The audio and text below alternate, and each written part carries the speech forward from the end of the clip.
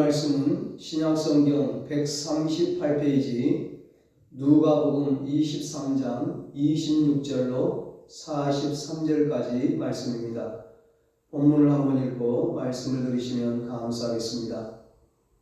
오늘도 은혜의 보좌 앞에 나온 여러분에게 하나님께서 큰 은혜와 축복을 내려주시기를 주님의 이름으로 축원합니다. 오늘은 한 번의 선택이 영혼을 좌우합니다. 이런 제목으로 함께 은혜를 나누겠습니다. 예수님의 십자가 고난을 묵상하며 우리가 사순절 기간을 지나고 있습니다.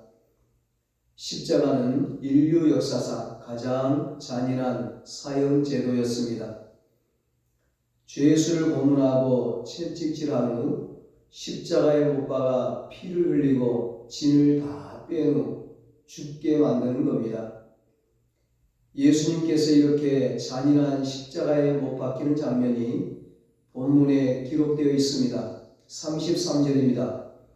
해월이라 하는 곳에 이르러 거기서 예수를 십자가에 못 박고 두 행악자도 그렇게 하니 하나는 우편에 하나는 좌편에 있더라. 예수님이 못 박히신 곳의 지명은 해골이었습니다. 히브리어로는 골고다이고 라틴어와 영어로는 갈보리입니다. 이런 이름이 붙은 이유는 지형상 특징 때문입니다. 멀리서 보면 그 모습이 마치 해골처럼 생겼기 때문입니다. 골고다는 예루살렘 성 밖에 위치한 언덕인데 대로변에 있어서 공개 처형 장소로 적합했습니다.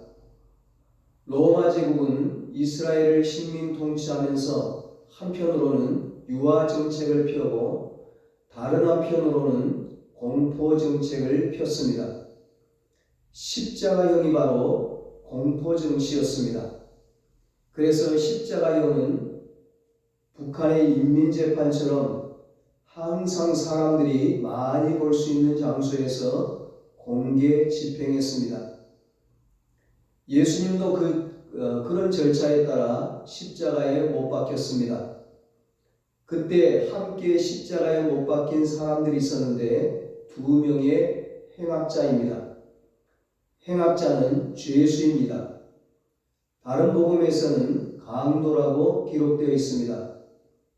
특이한 것은 예수님이 두 죄수 사이에 못 박히셨다는 사실입니다.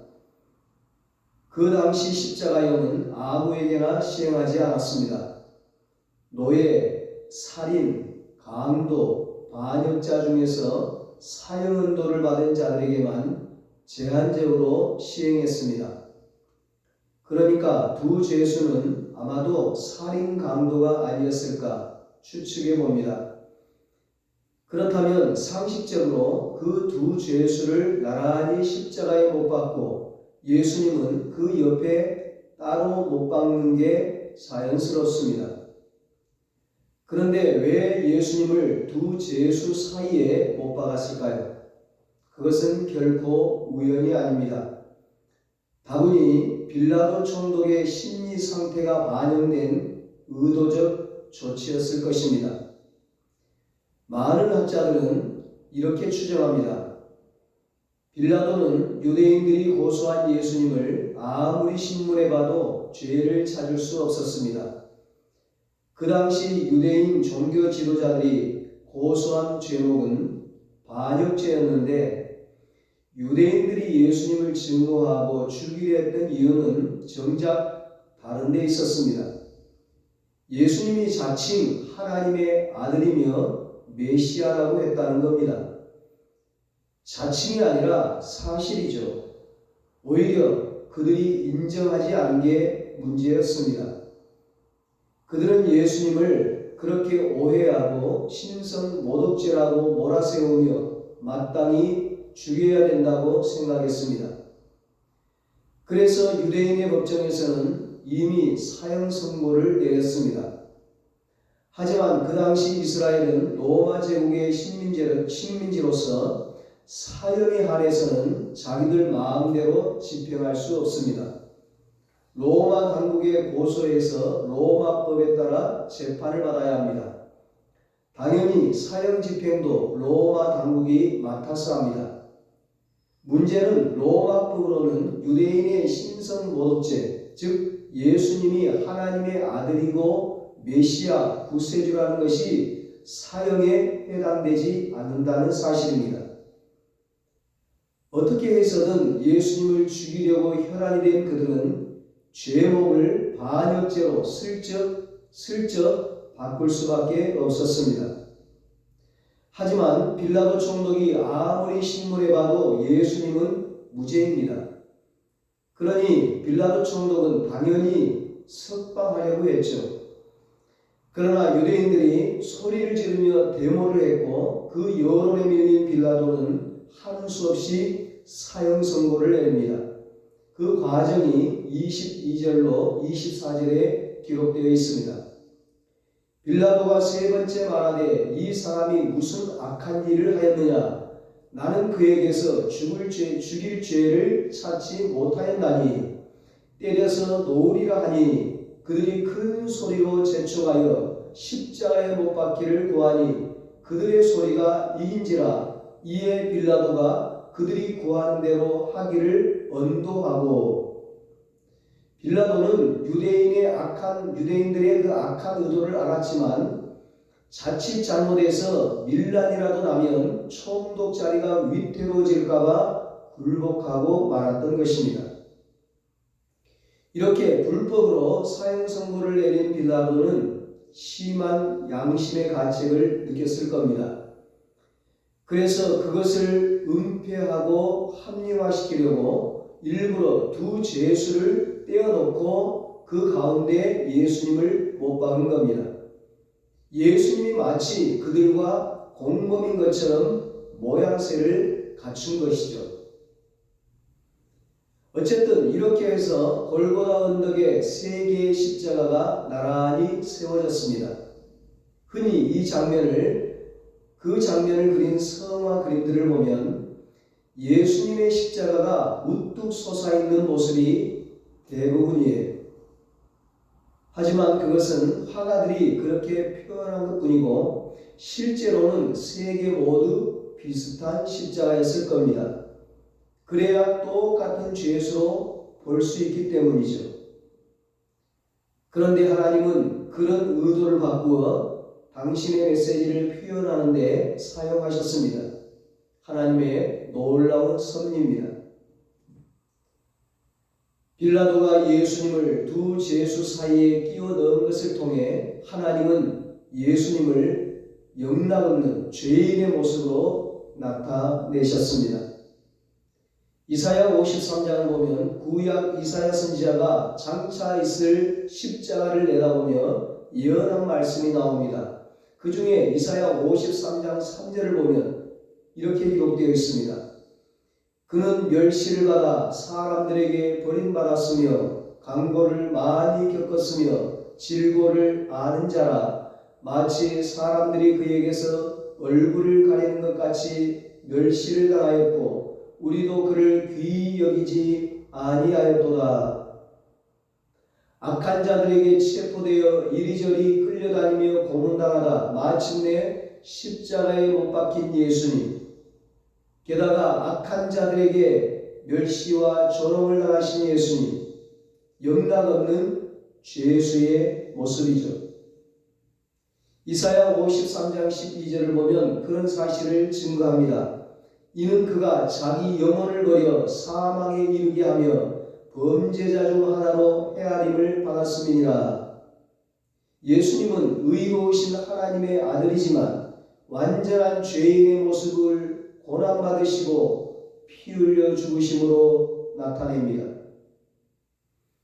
그러면 죄인이 아니신 분이 왜 이처럼 철저하게 죄인의 모습으로 죽으셨을까요?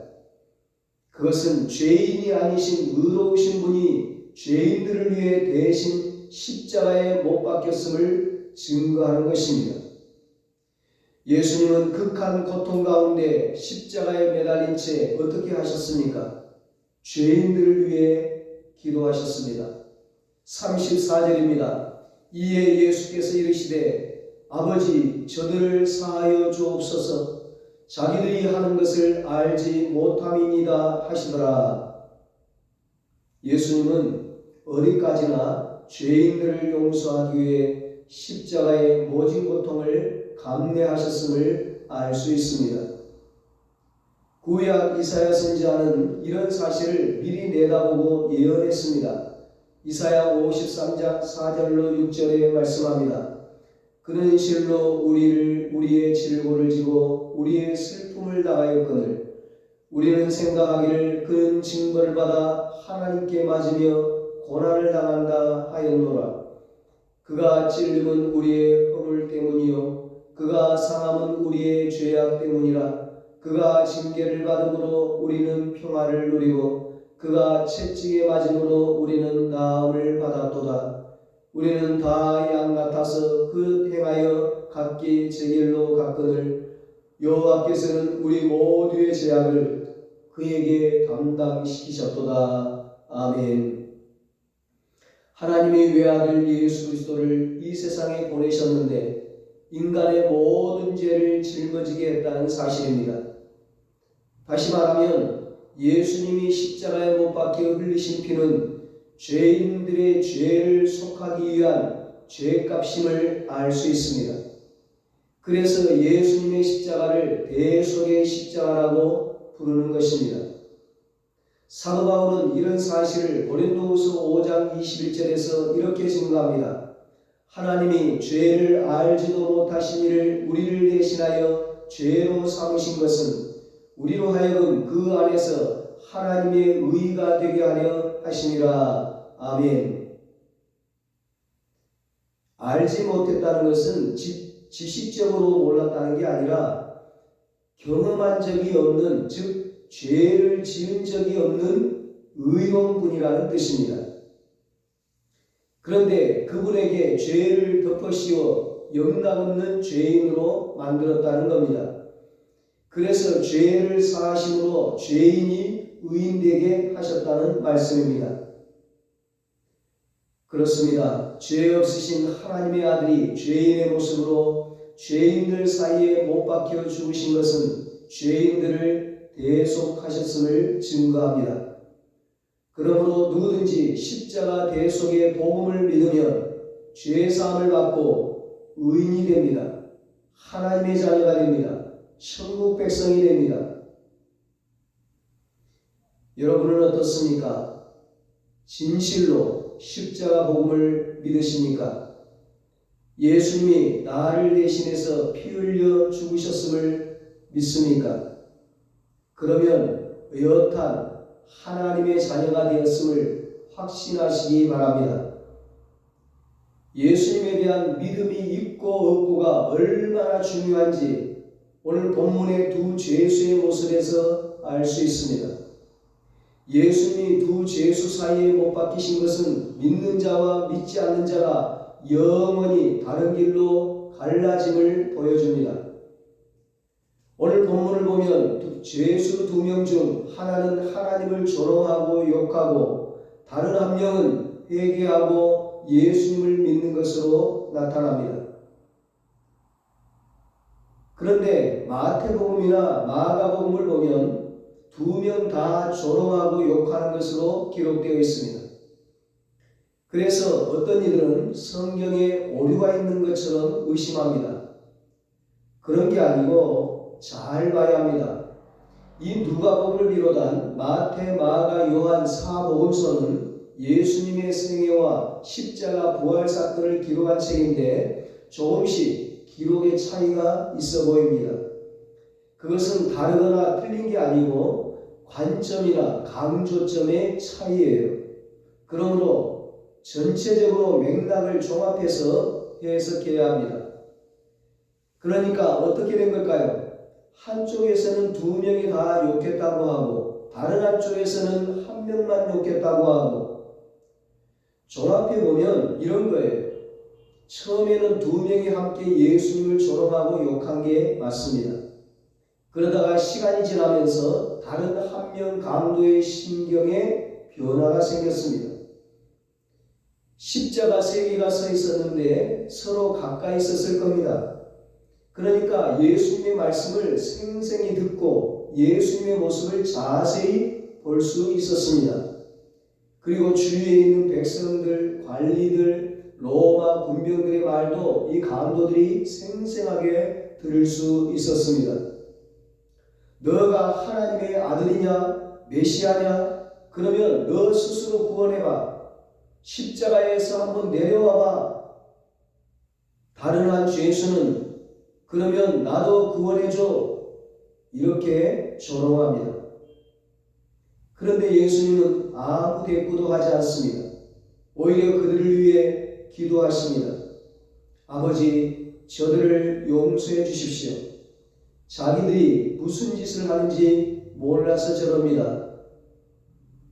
그 말씀을 듣고 그 모습을 보면서 한 죄수는 마음에 큰 감동을 받습니다. 자기들은 고통 가운데 저주를 하고 발악을 하는데 예수님은 온갖 욕설을 들으면서도 품위를 지키고 있는 겁니다. 그는 이렇게 생각했습니다.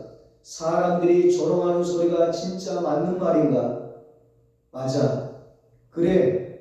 저분은 분명 하나님의 아들이 맞아. 메시아 구세주가 맞아. 그리고 우리들의 죄를 대신 짊어지고 죽는 거야.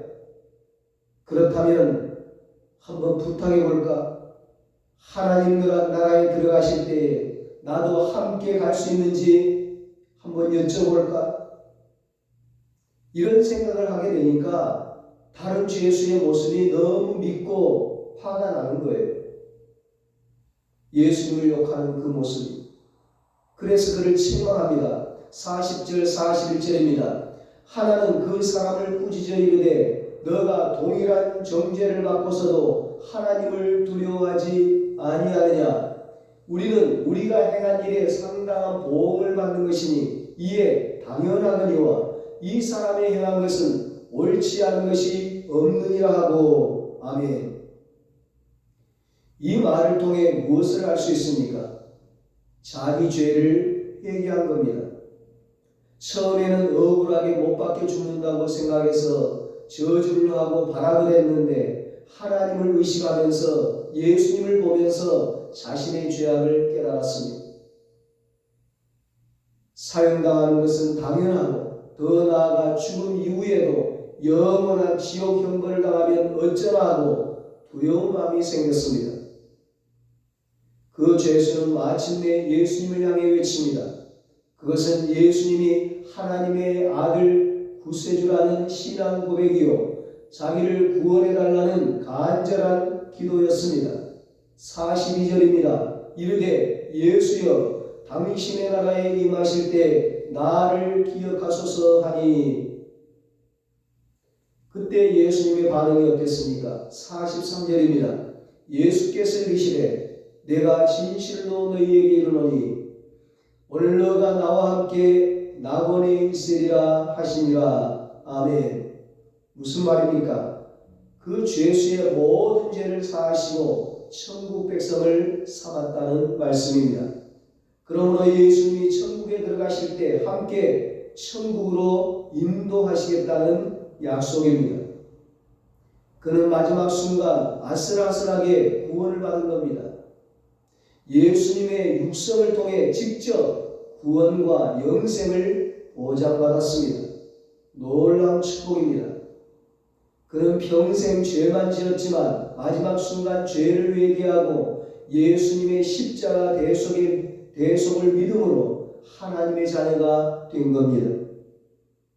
물론 상급은 없겠죠. 여기서 우리는 놀라운 사실을 확인하게 됩니다. 구원과 영생을 위해서, 천국 입국을 위해서 그 어떤 인간의 조건도 필요하지 않고 오직 믿음만이 충분 조건이라는 겁니다. 그리고 믿음을 위해서는 철저한 회개가 전제되어야 한다는 사실입니다. 하나님 앞에 의인은 하나도 없습니다. 이 사실을 성경은 누누이 강조합니다. 오직 죄인들만 있습니다. 그런데 두 종류의 죄인이 있습니다. 회개하는 죄인이 있고 자기가 의인으로 착각하며 끝끝내 회개하지 않는 죄인이 있습니다. 그 중에 누가 죄와 영원한 사망에서 구원받을 수 있습니까? 마가복음 2장 17절에 보면 예수님께서 이렇게 말씀하셨습니다. 예수께서 들으시고 그들에게 이르시되 건강한 자에게는 의사가 쓸데없고 병든 자에게라야 쓸데있느니라. 나는 의인을 부르러 온 것이 아니요 죄인을 부르러 왔노라 하시니라. 아멘. 병자라도 자기가 병에 걸린 사실을 인정하지 않으면 의사가 의사를 찾아가지 않습니다. 결국 병을 고치지 못하고 죽게 됩니다. 이와 마찬가지로 죄인인데도 죄를 인정하지 않고 회개하지 않으면 예수님을 찾지 않으면 예수님이 주시는 영생을 얻을 수 없습니다. 예수님은 죄인들을 위해 대신 십자가에 못 박혔다 부활하신 하나님의 아들이기 때문입니다. 그러므로 자기 죄를 회개하지 않고 믿음을 고백하지 않는 자는 그 죄가 그대로 있고 그 죄로 인해 심판받고 영원히 지옥 형벌을 당할 수밖에 없습니다. 요한복음 3장 16절로 18절에 말씀합니다. 하나님이 세상을 이처럼 사랑하사 독생자를 주셨으니 이는 그를 믿는 자마다 멸망하지 않고 영생을 얻게 하려 하심이라. 하나님이 그 아들을 세상에 보내신 것은 세상을 심판하려 하심이 아니요 그로 말미암아 세상이 구원을 받게 하려 하심이라. 그를 믿는 자는 심판을 받지 아니하는 것이요 믿지 아니하는 자는 하나님의 독생자의 이름을 믿지 아니하므로 벌써 심판을 받은 것이니라. 예수님이 구원하러 오셨지만 믿지 않고 거부하면 별 수 없습니다. 이미 죄인이므로 이미 심판받은 것과 같습니다. 마치 이런 겁니다. 두 사람이 강물에 빠졌습니다. 허우적거리고 있는데 강가에 있던 사람이 밧줄을 던집니다. 한 명은 고맙다고 덥석 잡았습니다. 그런데 다른 한 명은 밧줄이 끊어질 것 같아 보였는지 밧줄을 잡지 않고 헤엄쳐 나오려고 합니다. 그런데 물살이 세서 떠내려가다가 결국 익사하고 말았습니다. 여러분, 이 사람이 왜 죽었나요? 강물에 물살이 세서 빠져서 죽었나요? 맞는 말이지만 더 정확하게 말하면 밧줄을 잡지 않아서 죽은 겁니다. 이와 마찬가지로 예수님을 믿지 않는 게 영원한 멸망에 대한 결정적 이유입니다. 어떤 사람들은 구원을 위해 대단한 조건이나 공로가 필요한 줄 생각합니다. 그렇지 않습니다. 오직 믿음, 십자가를 붙들면 됩니다. 예전에 폐암에 걸려 암병원에 입원한 청년을 방문한 적이 있습니다. 젊은 청년이 누워있는데 너무 안쓰러웠습니다. 위로하면서 꼭 치유받으라고 격려하고 기도했습니다. 그러나 치유보다 중요한 것이 구원이요 천국임을 증거했습니다.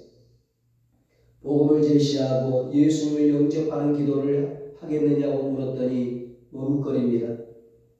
지은 죄가 많아서 아직은 안 된다는 겁니다. 우리가 죄인이기 때문에 예수님이 십자가 달려 죽은 게 아니냐고 다시 복음을 설명했습니다. 그리고 기도했더니 그제서 아멘하고 응답합니다. 반대로 어떤 사람들은 너무 쉽게 생각하는 경우도 있습니다. 아무런 회개와 믿음의 고백도 없이 죽었는데 막연히 좋은 데 갔을 거라고 말하는 분들이 있습니다. 좋은 데가 어디입니까? 천국이잖아요. 누구 마음대로 천국에 들어갑니까? 천국은 아무나 갈 수 있는 곳이 아닙니다. 십자가 복음을 믿고 죄의 상을 받은 자만이 들어갈 수 있는 곳입니다. 보면 예수님에 대해 믿음으로 반응하고 반응하지 않고 이 한 가지가 두 죄수의 영원한 운명을 바꾸어 놓았습니다. 한 사람은 영원한 지옥, 한 사람은 영원한 천국으로 돌이킬 수 없는 영원한 길로 각각 가게 됐습니다. 마치 백두산 천지에 있는 물이 같이 있다가 동쪽으로 서쪽으로 갈라지면 각각 동해와 서해로 갈라져 영영 만나지 못한 것과 마찬가지입니다. 그러므로 우리는 십자가의 능력을 찬양합니다. 고린도전서 1장 18절에 말씀합니다. 십자가의 도가 멸망하는 자들에게는 미련한 것이요 구원을 받는 우리에게는 하나님의 능력이라. 아멘. 사랑하는 여러분, 이 사순절 기간에 십자가를 묵상하며 십자가 복음으로 구원받아 하나님의 자녀, 천국 백성이 되었음을 확인하는 시간이 되기를 바랍니다. 그래서 구원의 감격을 회복하고 그 힘으로 날마다 승리하시기 바랍니다. 그리고 아울러 이 쉽고도 놀라운 구원의 복음을 알았으니 가족과 이웃에게 꼭 전하시기 바랍니다. 이 한 가지를 소홀히 하다가 영원히 후회하는 어리석음을 범치 말기를 바랍니다. 그래서 하나님의 자녀로 이 세상에서 복을 누리고 이 세상 떠날 때 천국에 당당히 들어가 영생 복락을 누리는 저와 여러분 그리고 우리 가족과 이웃들이 되기를 예수님의 이름으로 축원합니다. 기도하겠습니다. 하나님 아버지, 천에 하나 만에 하나 하나님께서 우리를 사랑해 주셔서 예수 믿고 구원받아 하나님 자녀 삼아주신 것 감사합니다. 이 세상에 하나님의 자녀로 믿음으로 살면서 하나님의 축복을 누리고 천국에 당당히 들어가 영생 복락을 우리 가족들 모두가 다 누리게 하여 주시옵소서.